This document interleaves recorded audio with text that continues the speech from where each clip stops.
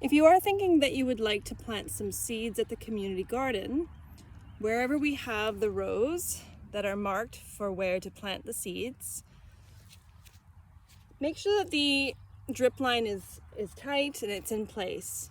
And if it is covered, in this case it's not covered in a lot of wood chips, but let's just move those wood chips away.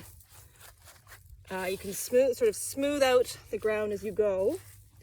It's good to know what the crop is, have a look at the package to have an understanding of, the spacing it says, how big the plant might get if you know.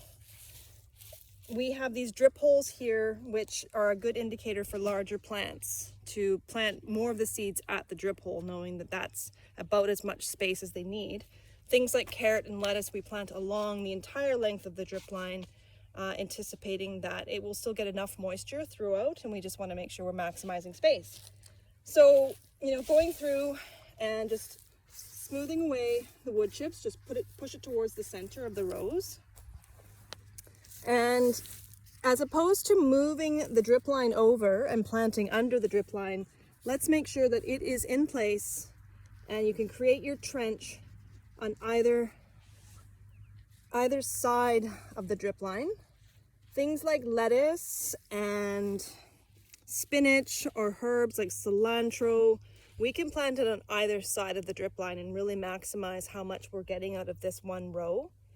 If it's items that are bigger, in this case this rutabaga, Swiss chard, things that are going to grow to a good size, you can plant it on just one side only. If we plant it on both, it's going to become a really thick row and it kind of might start getting in the way of our walking paths.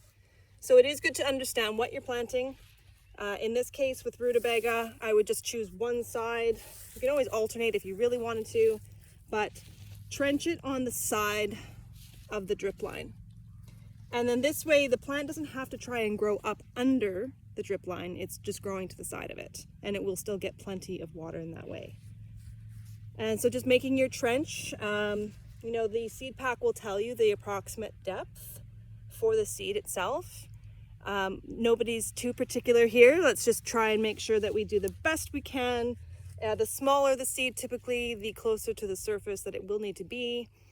That can be challenging, of course, when we want really good germination because the soil is quite sandy and so it can dry out pretty quickly, which is why we just always make sure that we're managing the watering here.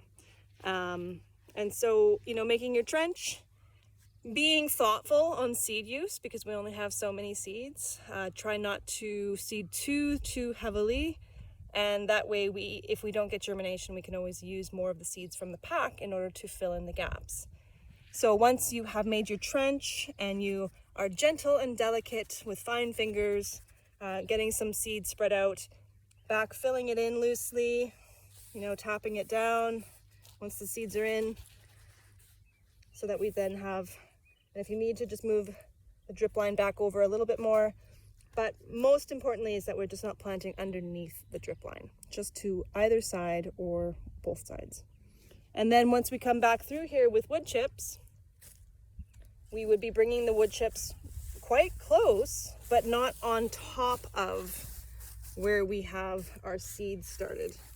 In some cases, in some rows, especially with things like lettuce, carrots, that are so close to the surface, they can dry out really quickly. And if they do dry out, germination, they're just not going to germinate. And so we are taking some of the grass that's from around the perimeter and just loosely, we have it on top of the drip line. And that's just to try and minimize some of the UV drying out the soil as quickly. It's just that little extra cover that can help to maintain some more of the moisture, so that those little baby seeds don't just fry from that hot sun that we get in the afternoons occasionally. So we would love to have you come and help seed if you feel comfortable doing so.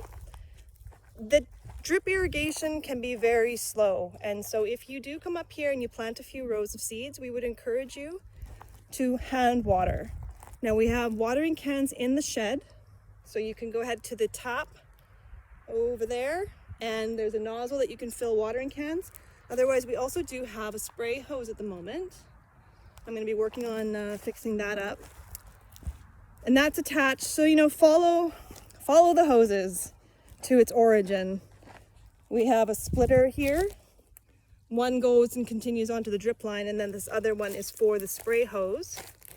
But I am going to be fixing that so that we have some hoses that can reach both sides. Waiting for drip irrigation will just take too long if you've just planted seeds. And here we are at the top. So get to know it if you do need to. You can just follow the hoses along to understand where it is that they go to. But otherwise, you know, there's one for the hand washing. There's this one that's loose at the moment that you can get a watering can under to fill just to be able to hand water your seeds. So I hope that helps to explain a little bit more about how we do things up here at the community garden. If you ever have questions, please just give me an email, secretary@shuswapfood.ca, or you can call me. My phone number's up on the message board. Thanks.